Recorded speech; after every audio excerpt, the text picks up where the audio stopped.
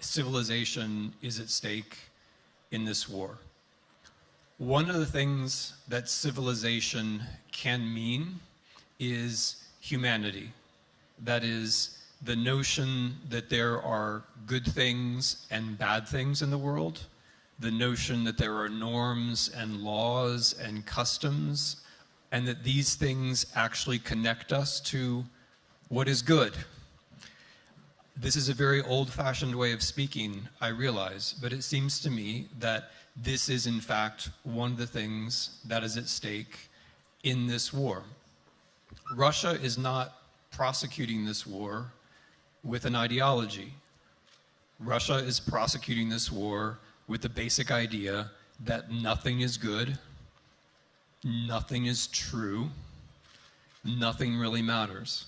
This is not a war where the aggressor has a vision of the future that it's trying to impose on everyone else. Russia has no vision of the future. On the contrary, everything is black and shapeless, and all that matters is who has power. So when one thinks of Russia's motivations, and now I'm talking about the language of the Kremlin, the language of Russian propagandists, but unfortunately also the language that you can often find among Russian soldiers and people who are occupying Ukraine, what we really have is a kind of competition of hopelessness. In the Russian version of what's happening, we have already given up. Nothing is really good. All that really matters is power. Anyone who thinks otherwise is a fool or a dupe, and they get what they deserve. So this war is about competitive hopelessness. It's about a country, Russia, which in its official self-presentation has already given up.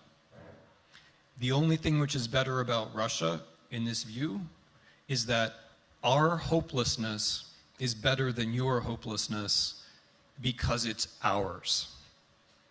And what's infuriating to Russians who think this way about Ukraine is precisely hope.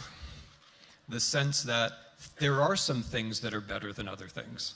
The sense that there might be a future which is better than the present.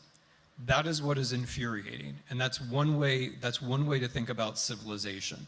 What Russians can't stand about Ukraine is the idea that there could be an alternative on this earth, on our borders, where things could go differently and better, in part because people have an idea of difference and better.